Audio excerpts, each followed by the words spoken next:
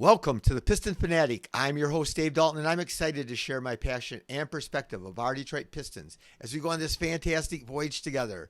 I've been a diehard Piston fan since the days of Dave Bing and Bob Lanier. I've also been the varsity basketball coach of a very successful program in northern Michigan. I want to thank all of you for listening. Please subscribe if you haven't already. Click on that thumbs up button. It helps promote my podcast. Our Pistons are a team of destiny. That's my only answer. Somehow, last night, we beat the Washington Wizards 137-135 in overtime.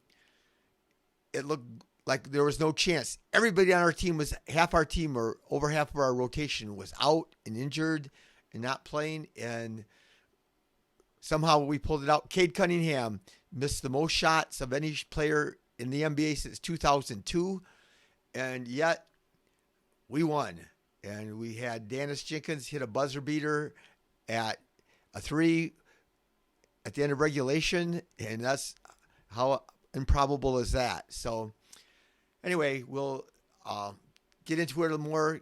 Cade finished with an unbelievable game. He had 46 points, 12 rebounds, 11 assists, and he was plus 10. He was incredible, but he missed 31 shots. And I'm going to tell you this. He was exhausted from the game before. We played 3 games in 4 nights. That was the second of a back-to-back. We had Asar was out, Stu was out, Tobias was out, Levert was out, Ivy was out, and Sasser was out. And how we can win. So Cade knew that he had to score. Well, I'm just going to tell you, he should have easily had 50 and maybe 60 last night. The Wizards' defense was terrible. They did a terrible job of guarding him. He got so many easy shots. I bet he missed at least 5 layups that weren't really contested at the rim. There was a player nearby, but much easier shots than he usually ever gets. And he was exhausted. He didn't make them, but he still made enough of them to get us to the victory. And he is something else. He is very special. But yeah, Daniss Jenkins and Cade I don't know how much time left. There was less than 2 or 3 seconds left. And I think 2.5 seconds. And at the end of regulation, we got the ball out of half court after calling a timeout. Cade was going to, I'm sure we were trying to run it to Duncan Robinson or somebody, and they weren't open. And so Cade was looking off the pass. He was looking at those other guys, and then all of a sudden they weren't open. So he snapped the pass to Daniss in the corner. Some guys on NBA TV today were saying they thought maybe his heel touched the out of bounds line, which is a common thing in the corner, but they weren't sure. I don't think he did touch it, but anyway, what a shot from this player, a two-way player, Daniss Jenkins. I love him. I've loved him since summer league, and he's much better than last year. I've said throughout the season, whenever he's got a chance, I said he can play. And anyway, it was just quite a night. I didn't do this podcast last night. I was sick, no big deal, but best 10-game start for the Pistons since 2005-2006. And this is the latest into the season that we were in first place in 18 years. So 9-2, 7 in a row. It's all good, man. But last night when you're down by 8 with 4 minutes to go and Cade's playing on fumes and we got all these two-way guys out there, and it just is amazing that we ever pulled out the win. And CJ McCollum for them had 42 points. He was on fire. So yeah, a lot of things happened, but Cade's the only player to have 40 points, 10 rebounds, 10 assists, and 5 steals. Only one other player in history's done it. MJ, Michael Jordan. So pretty good company when you're one of only 2 guys and he's the guy. So, but yeah, he missed 31 shots. I think Kobe Bryant in 2002 was the last one, but Cade was getting good shots. Kobe jacked up a lot of crap, to be honest with you. Kobe was so talented. Always felt like he could have got better shots, but he would just settle for contested fadeaways all the time. But yeah. And then late in the game, Cade got hammered by Cam Whitmore and was knocked to the floor, and he hit hard. I didn't think he was going to play anymore. He barely could get up. They barely walked him up. He went like back to the locker room, and then they were reviewing the play for a flagrant. They ended up giving him a foul, just a common foul, I think, and then they gave him a technical because he's a punk. He stood over Cade. He walked over to Cade and like stood over to like taunt him after he fouled him. You know, he didn't block his shot. He fouled him. And I will say this. I've been, you know, not to be think too highly of myself, but I've been really good about evaluating players and knowing who's going to be good and who's not. One thing I don't know about players, I've said this before though, is I just watch some highlights, I see their stats, I read what I can, but you don't know what a person's like.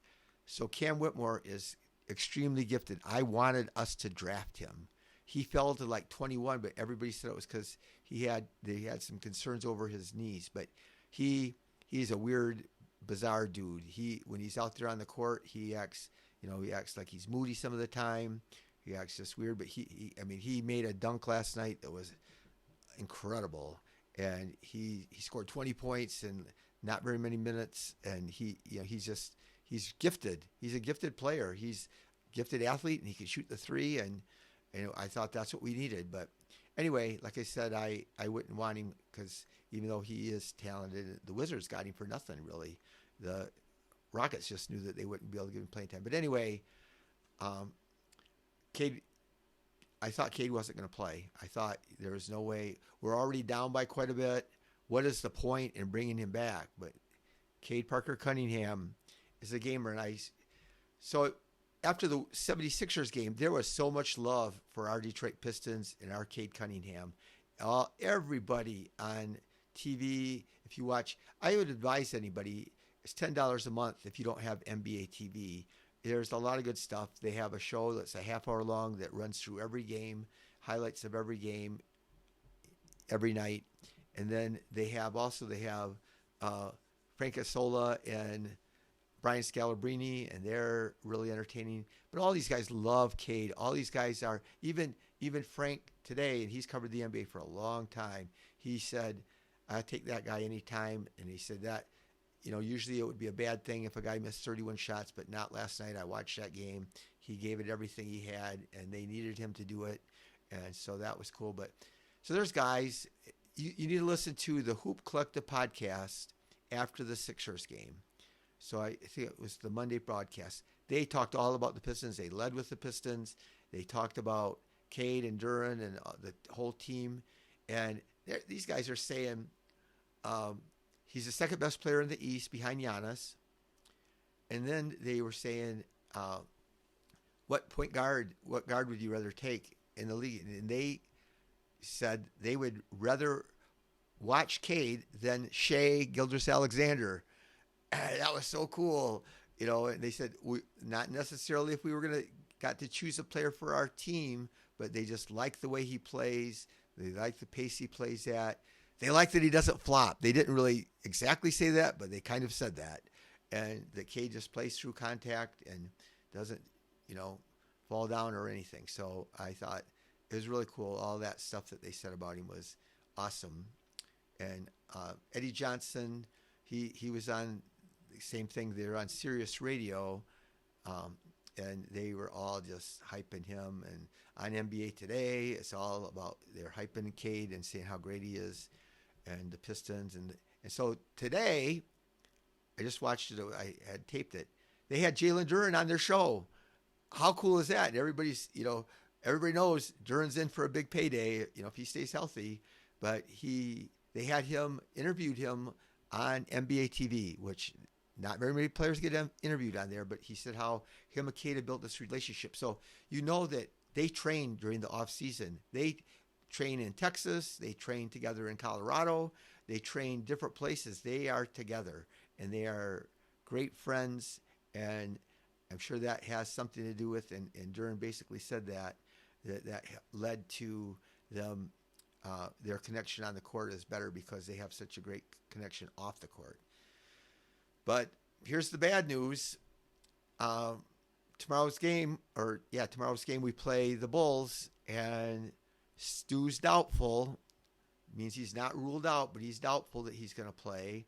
Asara's out. We saw the game before he twisted his ankle. You saw his foot turn right over, and he stayed in the game. He went out for a minute and he came back and played. But that's what happens with sprained ankles. Sometimes they turn and then you can come back out. But Sasser and Ivy, we know they're out for a long time, and Ivy should be reevaluated any day now, I think.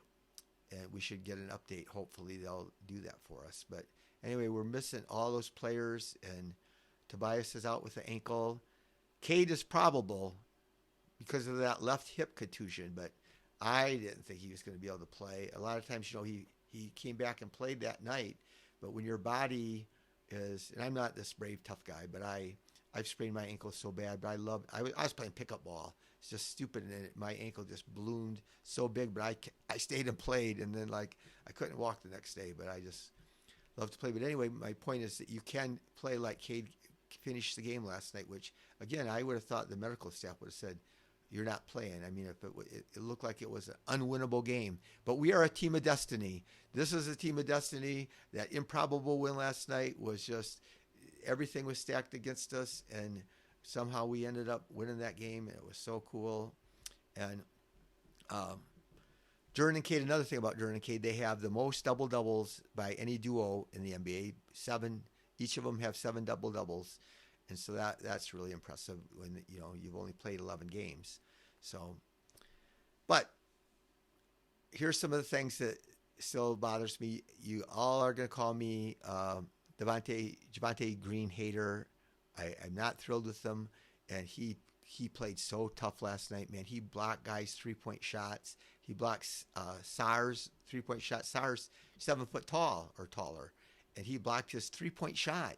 I mean, he goes so hard, but he does still get blown by. He's not this. He does maximum effort, but he's shooting 34% on the season.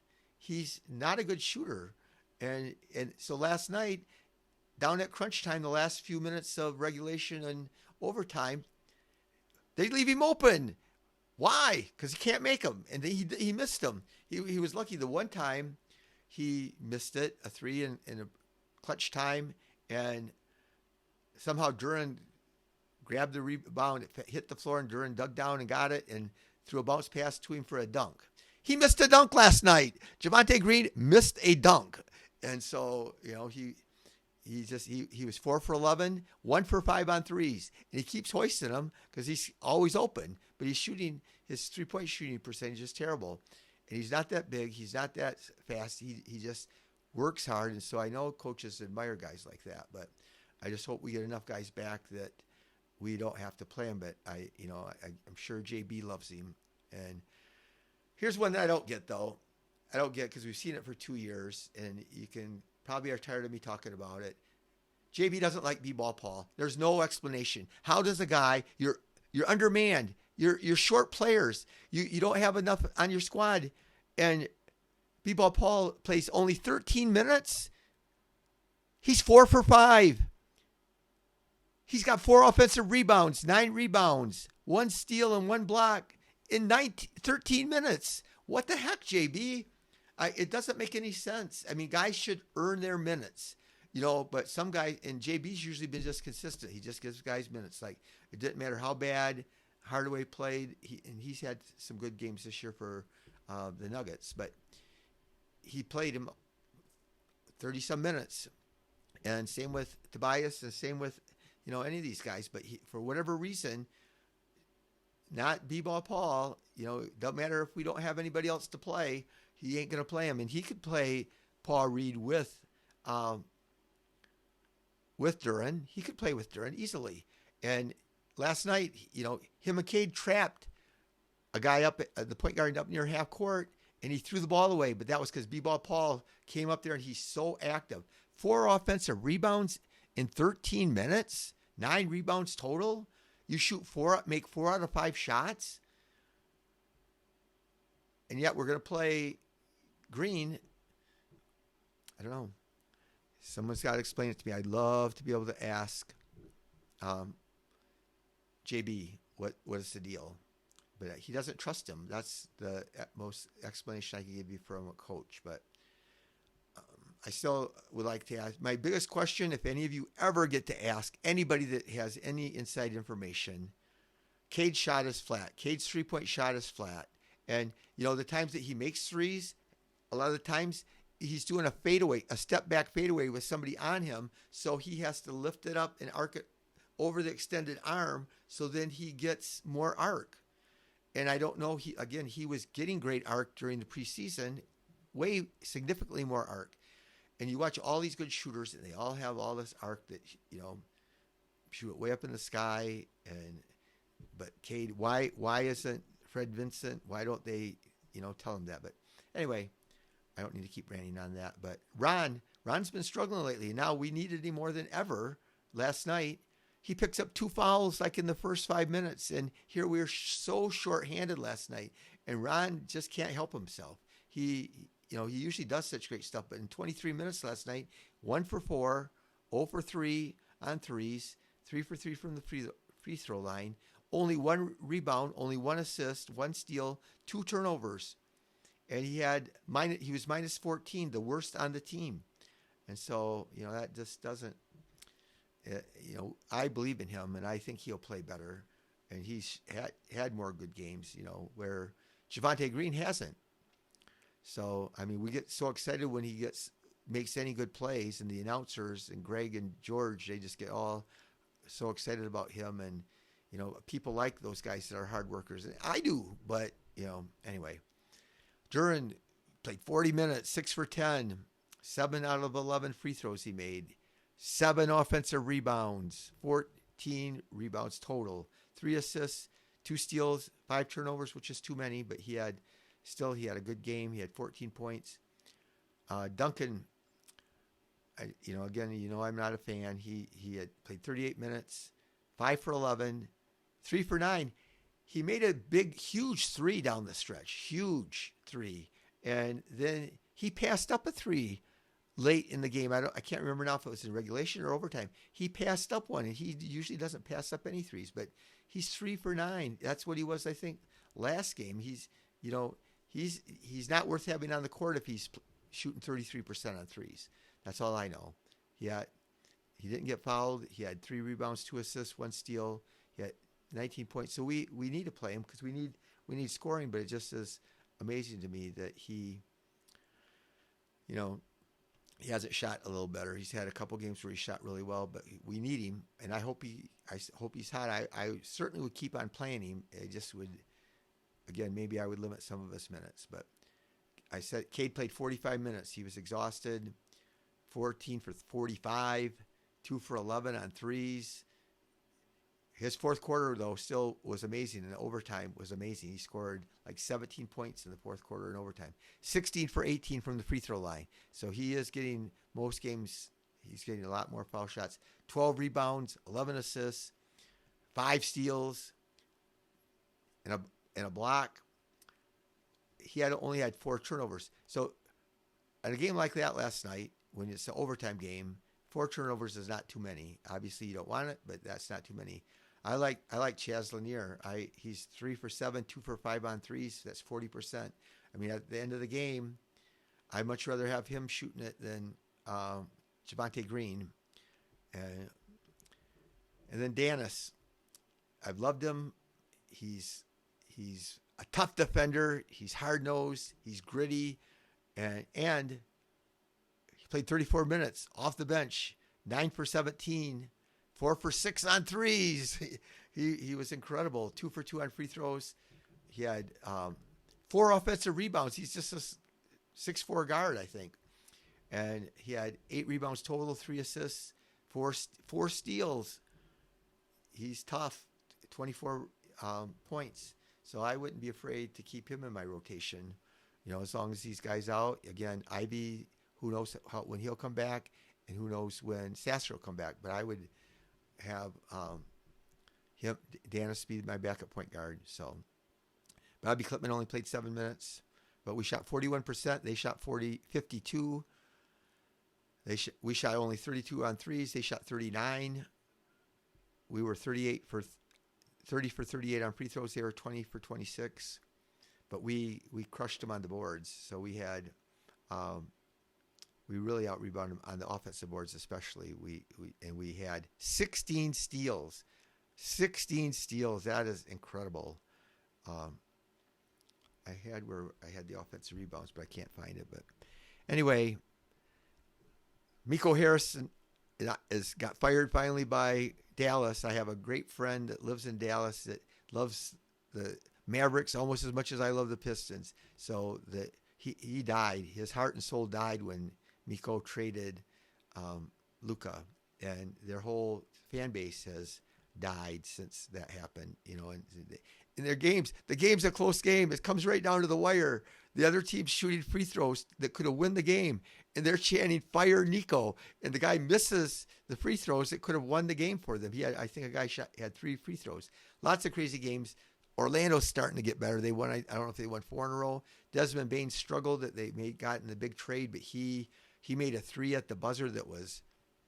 He was 0 for 5 on threes, and then he's twisting, turning, falling away, and he shoots it up there, and it goes in, and they win the game at the buzzer. So that was incredible. The